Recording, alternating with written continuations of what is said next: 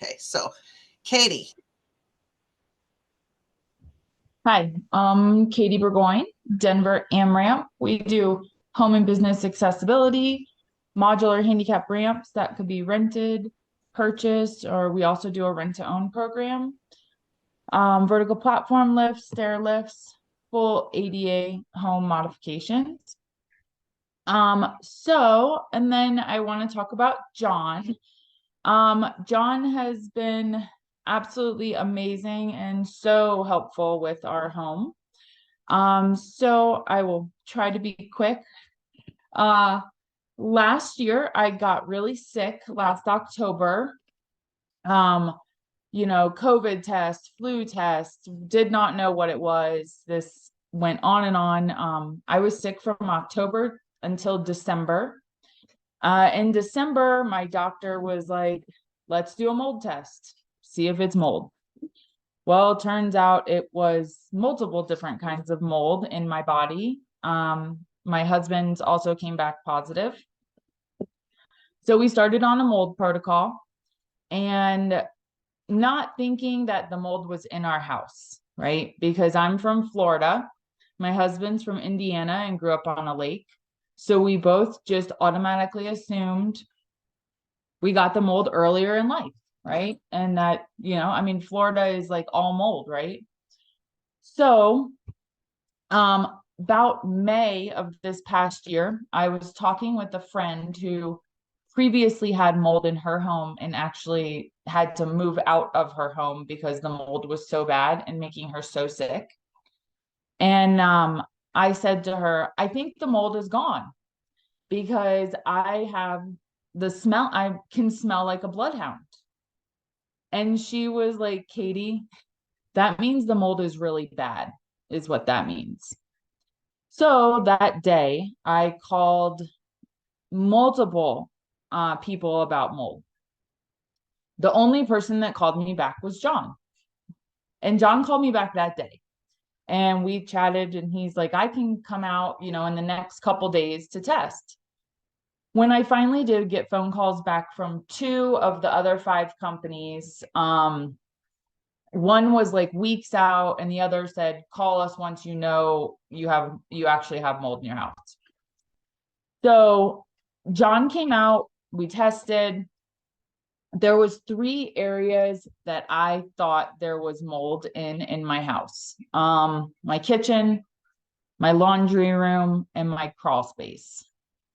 We tested all those areas. Sure enough, there was mold in those three areas.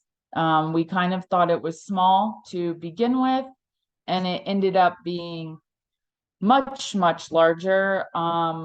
We had to tear out our entire kitchen, all of our floors throughout our entire kitchen. Our laundry room was torn.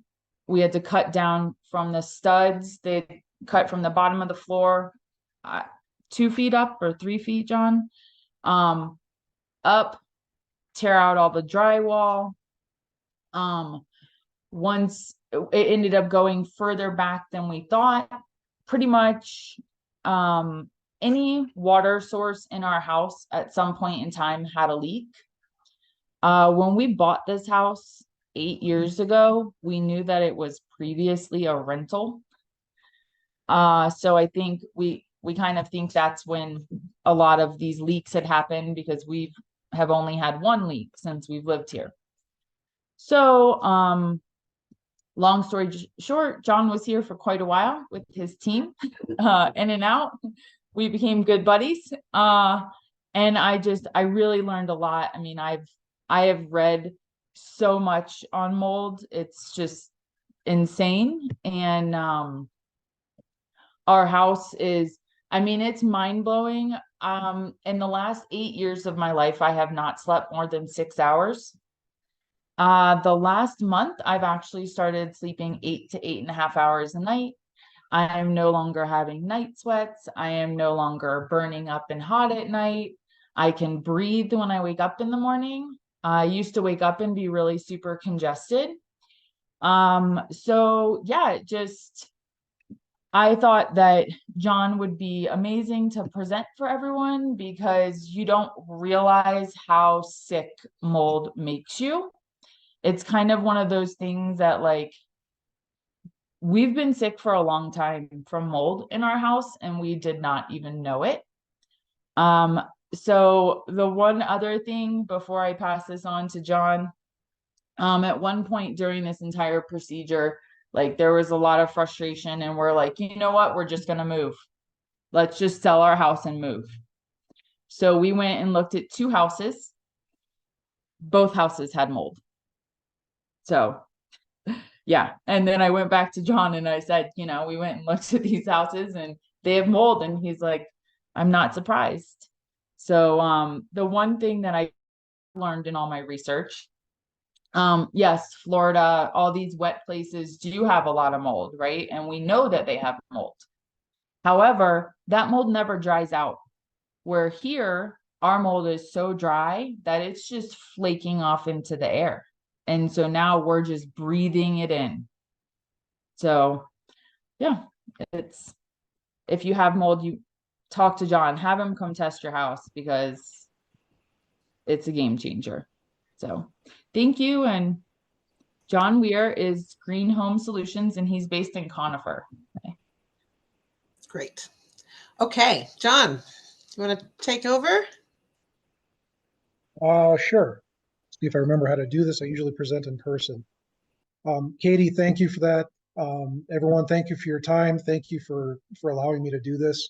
I know I'm not the correct gender, so I really appreciate it. Letting me into the women's club. I want to try to get my wife involved in this at some point. She manages elections for Jefferson County. Not even I'm going to be seeing her very much for a while. So thanks again. Let's see. Oh, good. You got it. Okie dokie. So I and my other team member at the moment, I am currently trying to find another technician to also get certified. We are certified residential indoor environmentalists. Basically, what that means is we're able to find indoor air quality issues, even though they may not be visible to, have a visible cause somewhere. I've had a number of customers where they're like, I haven't been able to turn on my heat for 3 months. Every time I turn it on, it sends me into an asthma attack. And, the worst case I had ever seen of that, the house was the cleanest house I had ever seen in my life. He had literally gone down to a minimalist lifestyle, cleaning it every day. But still, every time he turned on his heat, sent him into an asthma attack. We found out there was an issue with his HVAC system. Hard water in Highlands Ranch was leaving this residue from the humidifier in his HVAC system, and it was just sending these really tiny particulates into the air. They're calcium, magnesium, rust. And when you're talking particulates that small, you can not clean your house for a month, and it's not even going to rest on any surfaces. It's so small, it just kind of stays in the air with the natural airflow. So it's sometimes it's really important to know when your house is making you sick. If you go on vacation, you feel better, you come back to your house, you feel worse. There's something going on in your house. That's what an indoor environmentalist does. We figure that out for you. A lot of this is tailored for, people who do some kind of demolition, but it's also for people who may get some of this work done in their home. This example I have here is a nice lady going through stage 4 small cell breast cancer, going through chemotherapy, just trying to extend her life with the hopes that she could actually beat it. I told her, my mom beat it, you can beat it. And today she's still doing pretty well. And this was a couple of months ago. She looked at her ceiling. There was a black spot on the ceiling. Pretty good indication there's something going on above. Plumber comes in, tears this hole in the ceiling, fixes the problem. I open up the rest of it. I start pulling down pieces, and what you see on the right is what I was pulling out of her ceiling. If you're going to get this kind of work done, you probably don't want to be exposed to this. 1 square inch of visible mold is millions of spores. Hundreds are too many. So if you do this kind of construction, you do this kind of demolition, and you run into this kind of problem, you're going to want to stop. You don't know what the situation is with the people who live in the home. They could be immune compromised. The very young and the very old are the most susceptible to mold. People usually don't expect the very young part of it, but it is a major concern. The very old have the very unusual and very detrimental issues with mold. So if you're tearing out stuff, you don't want to be responsible for what happens. Get a professional in there. If you're getting some kind of demolition done in your own home, you run into this, I would stop.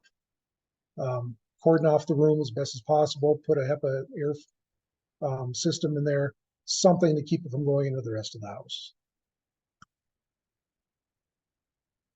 Now mold is everywhere. Every time you go outside, you're running into typical levels of 200 to 500 spores per cubic meter of air. Your body's used to it.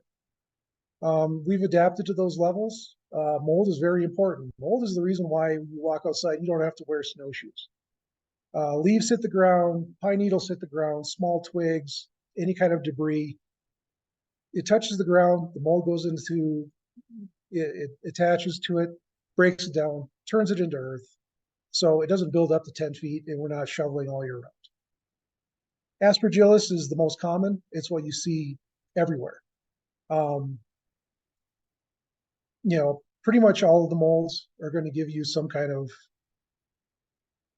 hay fever type symptoms when you're around elevated. The reason for that is an immune response. When you get a cold or a flu, one of the main reasons why you just don't feel well isn't even the cold or the flu, it's your immune response. Your body's trying to fight it. It's sending fluids, it's sending white blood cells into areas, and it's giving you sore muscles, sore joints. You're getting a fever. It's trying to kill what's inside of you, get it out of there. But then things get a little weird when you're immune compromised. If you're going through cancer treatments, if you have HIV,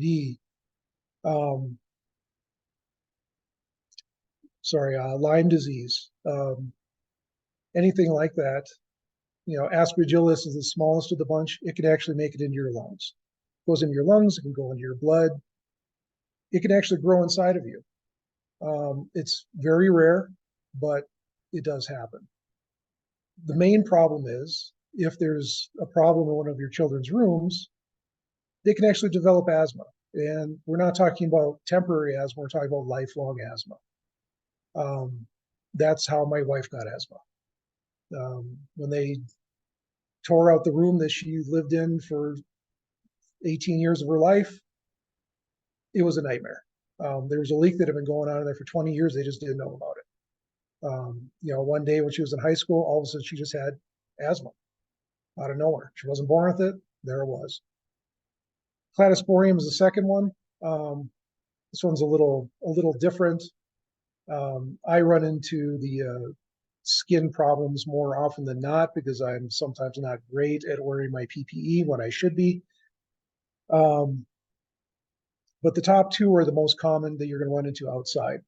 There are times that if somebody is tearing up the earth, making a garden or something like that, I can pull a sample that's hundreds of thousands of spores.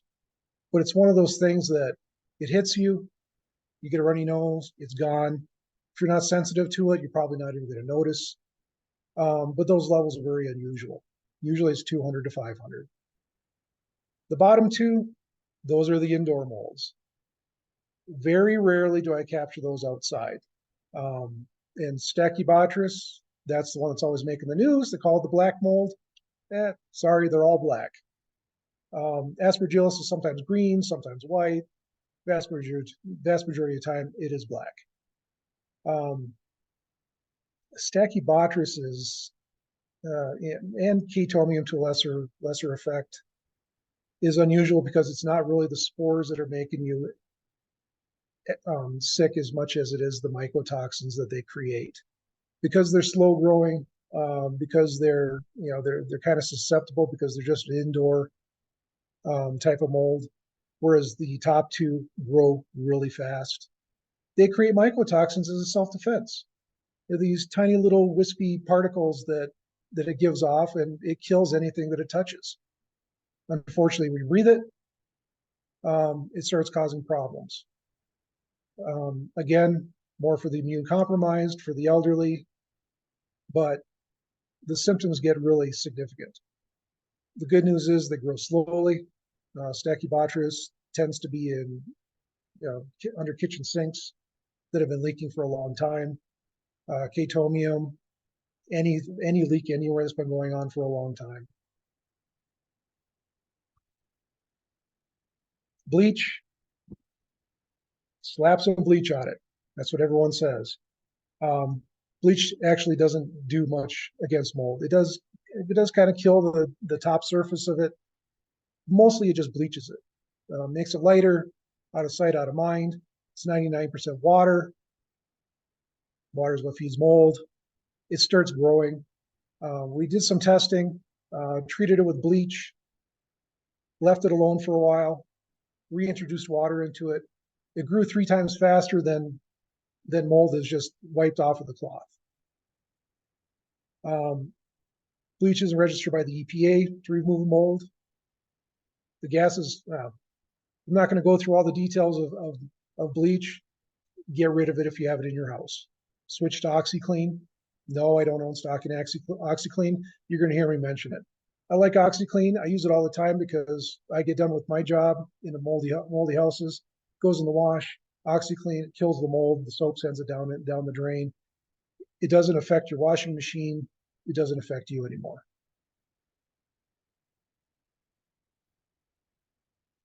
Biocides are what the vast majority of my competitors use. Biocide kills all life. You've seen the news. Have you used this? Have you used that? Do you have Parkinson's? Do you have cancer? Well, you've got a lawsuit. The EPA doesn't approve it for indoor use. My competitors are using it for indoor use. Should not be used. Biocides are great at killing mold. Unfortunately, dead mold is just as toxic as live mold is. Now it's covered in biocides. Now you're breathing both of them. So, if you get a company in that to remediate your mold, and first you should ask them, do you use biocides? Do you use synthetic enzymes? Synthetic enzymes are not tested for human consumption. I don't know if I want to be breathing that either. Ask the questions. Our product is different. Derived from aloe, safe for everything that's alive. You can drink the stuff. It's irritating to breathe. That's about it. Of course, we don't allow anybody to be in the house. We don't know if somebody with COPD or something like that might have a reaction or asthma. So liability reasons, can't have you in the house when we treat for 4 hours afterwards. After 4 hours, come into the house, no problems. Mold spores are basically they're like little walnuts floating around. So our 3 enzyme mix, the first one cracks the shell. Second one goes after the nut. Third one breaks it down into harmless amino acids. So bleach in the bottom left lightens it, maybe kills a little bit of it. Biocides on the right just kills it, doesn't do anything else. Dead mold, still bad. Our product eats mold. You give it enough time, if we weren't strict on our IICRC standards and doing it the correct way, we could just spray the mold. It would eventually eat it. But that still leaves people exposed to it longer than we like. We take care of it the right way.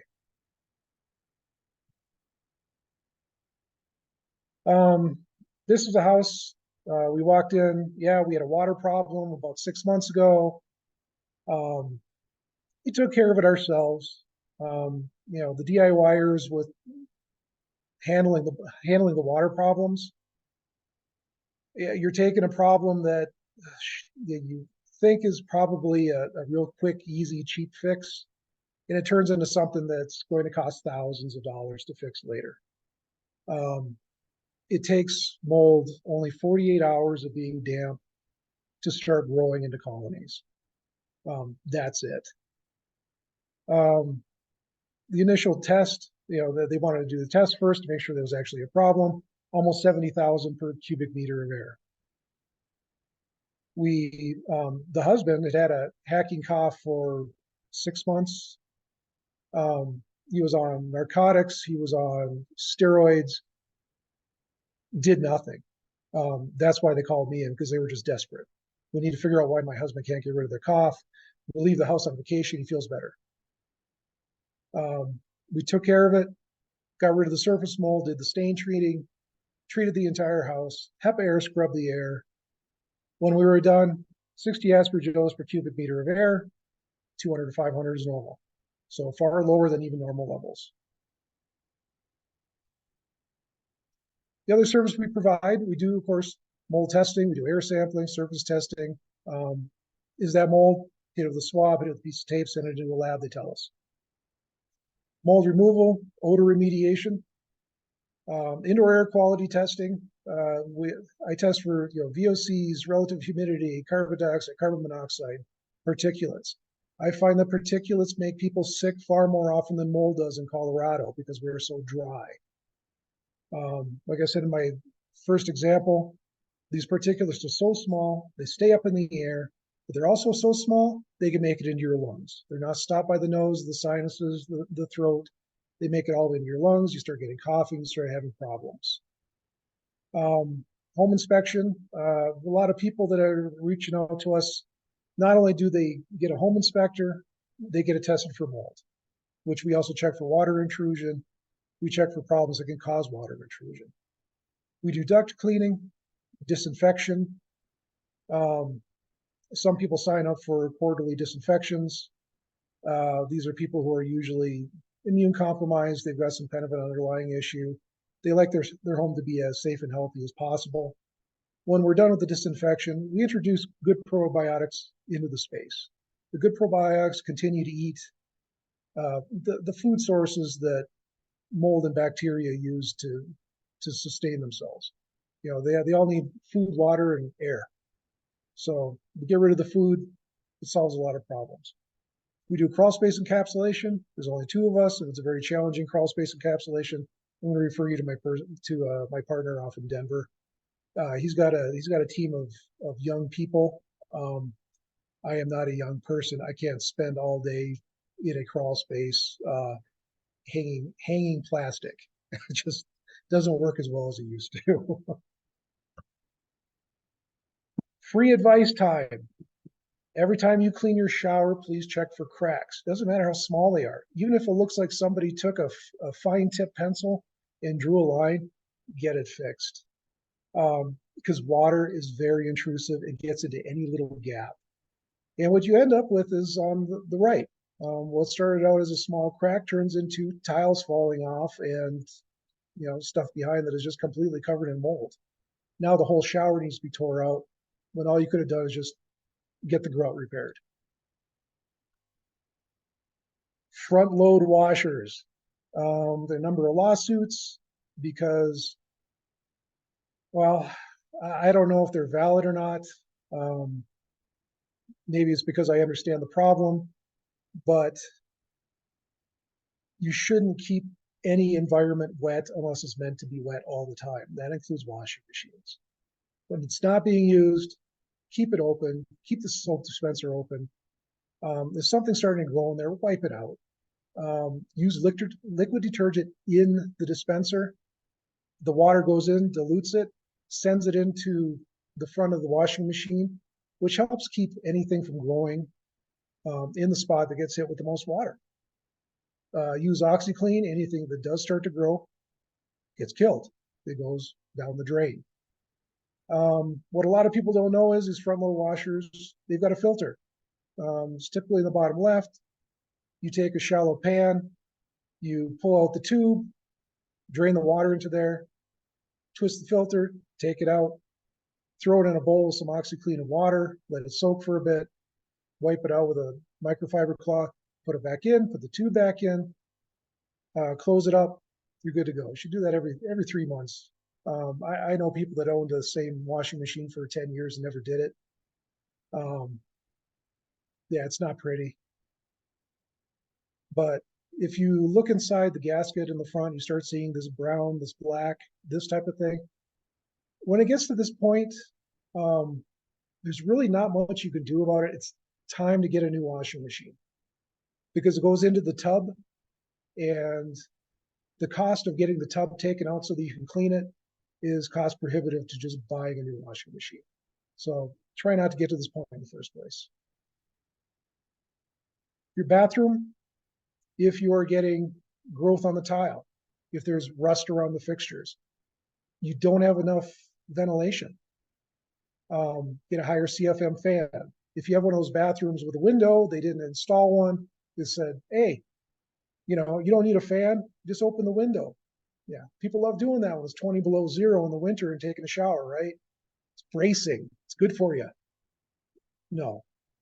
If you step out of your shower, it's still steamy. There's any kind of condensation or fogging on the mirror, your fan is not doing a good enough job. It should be clear when you step out. It shouldn't have a chance to back up in the first place. It's recommended that you run the fan for 15 minutes after you take a shower. You can install, a push button timer or whatever. I find that by the time you get done getting ready, that's plenty of time. Anybody have any questions? Or if you come up with questions later, please feel free to email me or call me. I'm always available. Here, I have a video of my house. And what was crazy is we did not originally think it was like that bad. And there was one point when everything was totally torn apart, all the wood was torn up, and it was like don't be in the house without a mask or anything on. I went in for 1 minute and 18 seconds to take this video. I was wearing 2 masks and I could not breathe. It was just insane. Let me just find this real quick. And I'm just still totally blown away of like how different we already feel.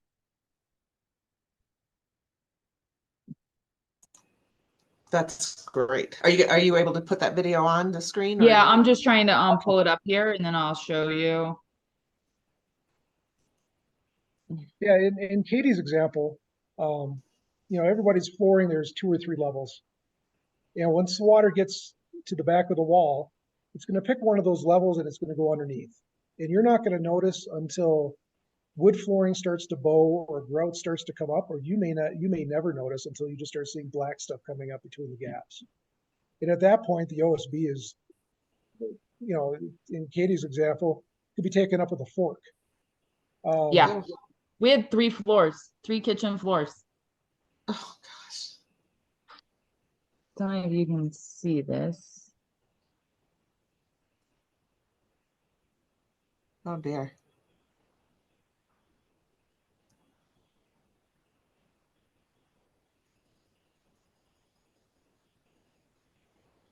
That was my laundry room.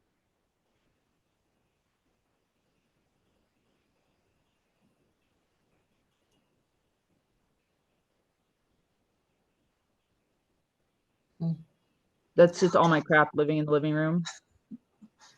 This was my yoga room. This is kind of what started the issues because of that cough. That's the cough that I had. It was just this horrible, gross cough. And this room was actually my boy's nursery for 7 years. And so, wow. So we are very thankful for John. Yeah, it's terrifying to think, your boys were raised around it. I mean, all of our kids were, I'm assuming, exposed to some degree. Right. But John, my question for you is, do you come out and just do a general walkthrough of the houses? Are you, just kind of in search for it? Or do you only come out when somebody calls and says, I think I have an issue? It depends on why I'm there. I'm in the mindset right now where I'm constantly looking for the stuff. Doesn't matter where I am, whose house I'm in. I could be at a friend's house, family member's house, my own house. I see a crack in the ceiling in my own house after a windstorm. I'm up there with the moisture meter going, is that water? What is that?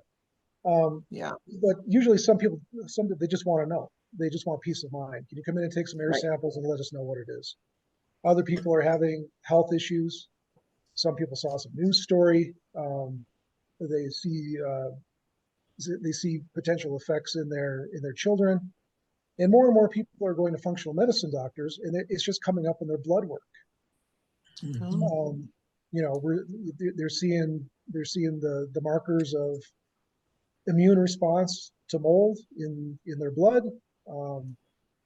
So that's when I get called up, go out there and hunt it down and kill it. I have a question.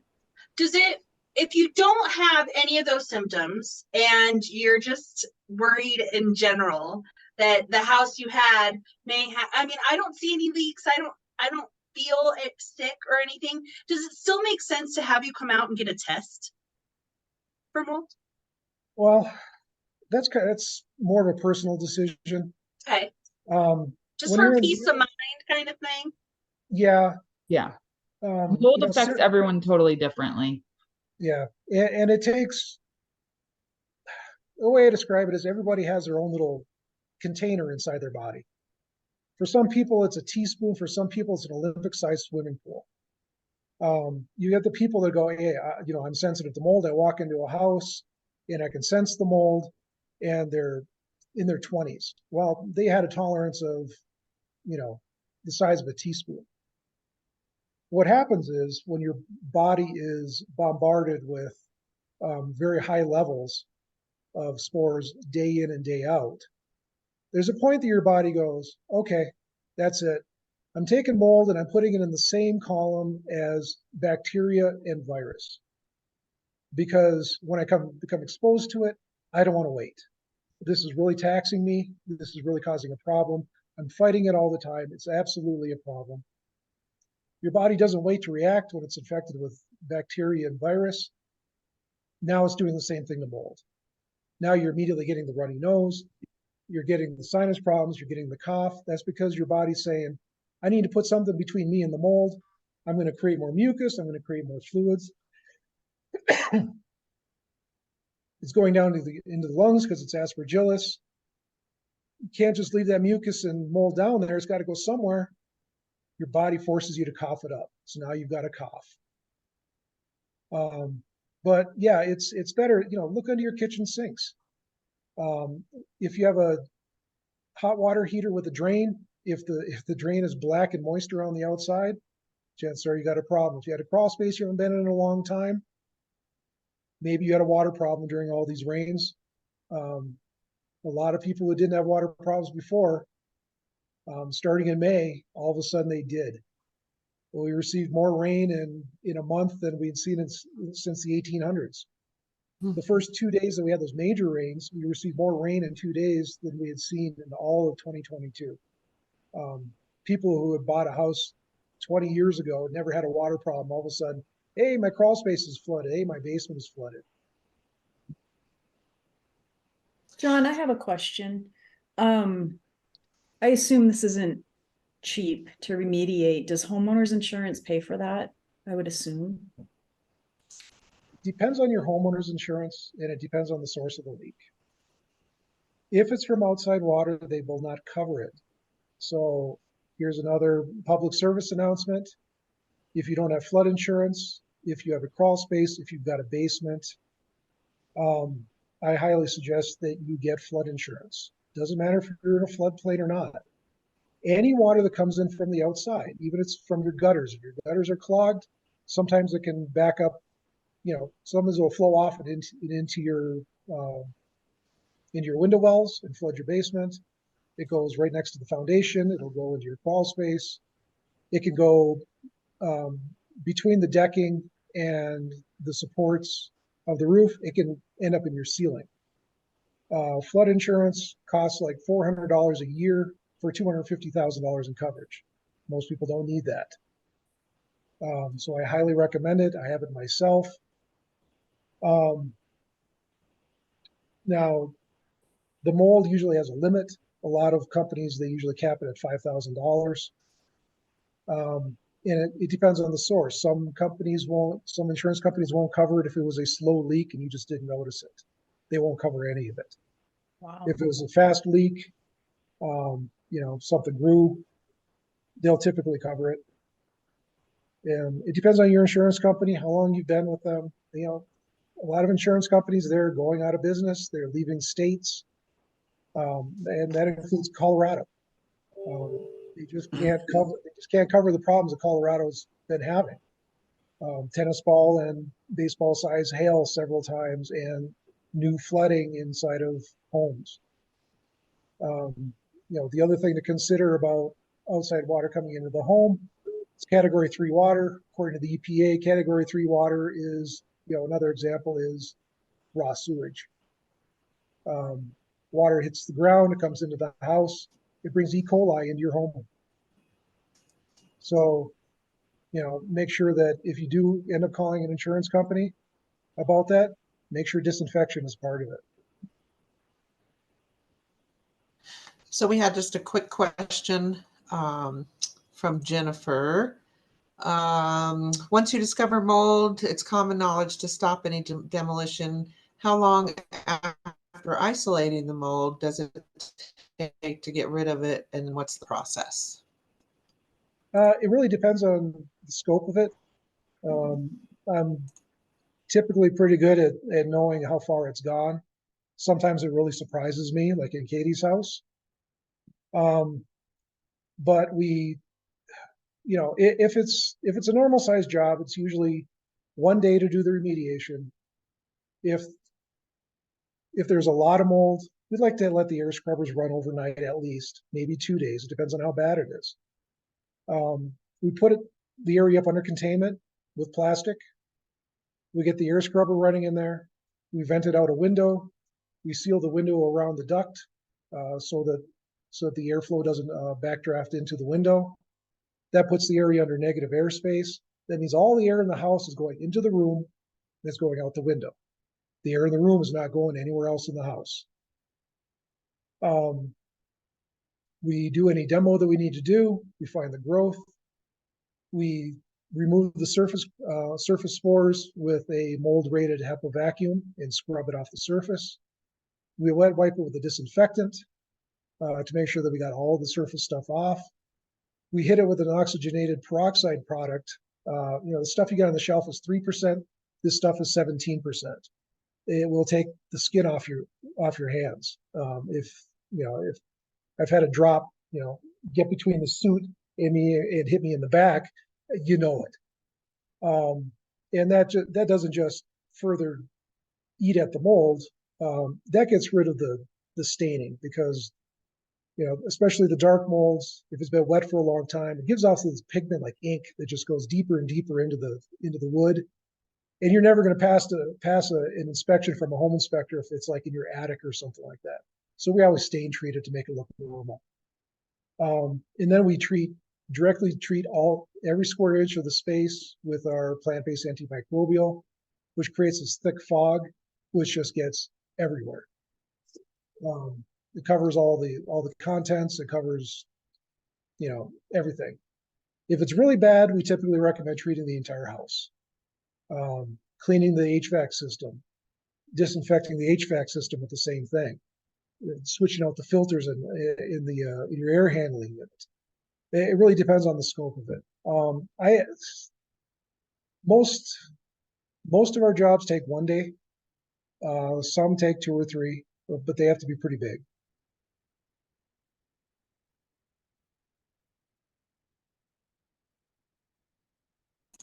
Okay, so there was one other question, and this is probably just a general one. Typically, where's the filter on your washing machine? Front, back? I don't think I've ever seen mine, but I've never looked either.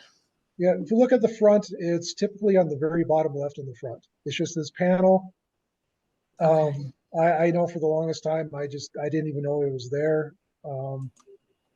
Until I started finding these mold problems, and I narrowed down some of the issues. And I'm like, oh, hey, what's this? Let me pull up a manual.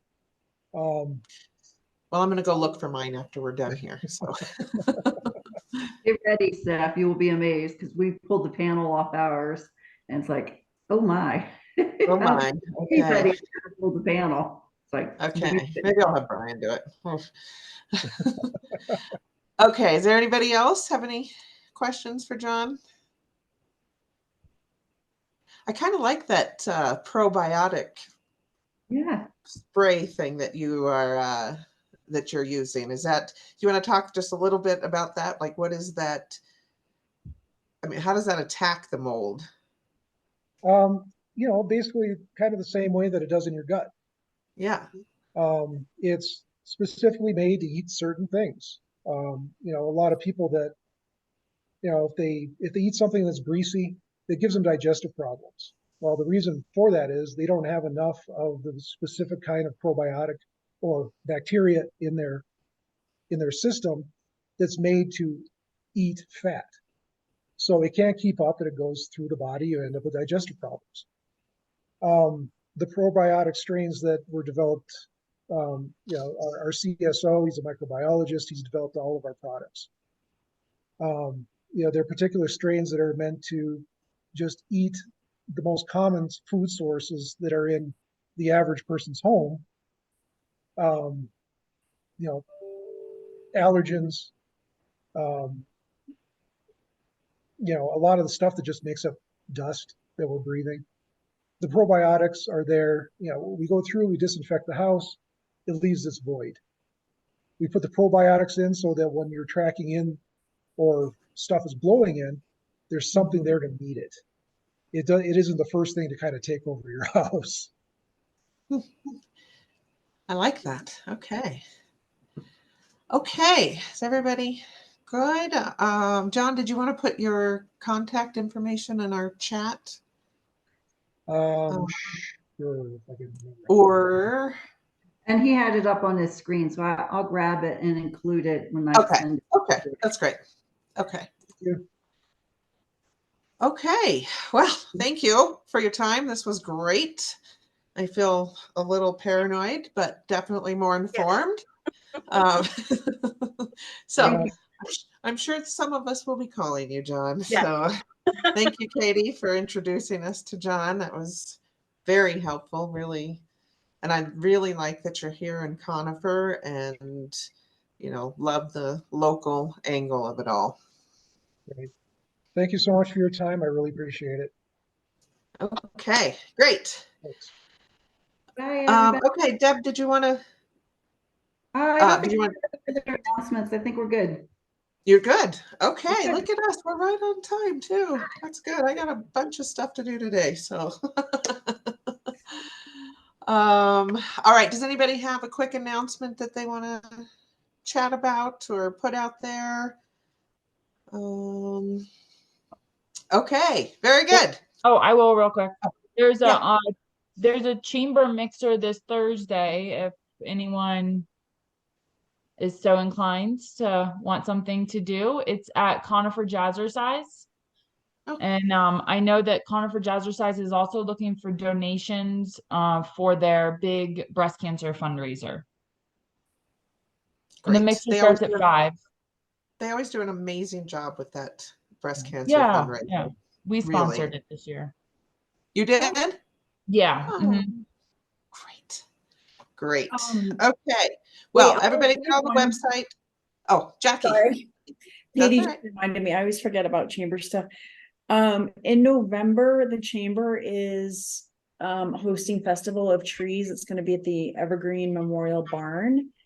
We are going to offer vendor spots. There's only 12 available because it is a small space and we're only allowing people who are actually selling goods and products. So if you're interested in that, let me know.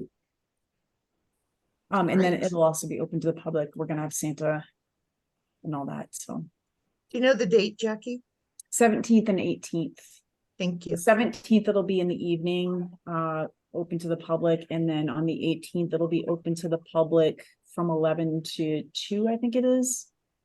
And then there will be a ticketed event in the evening with a silent auction.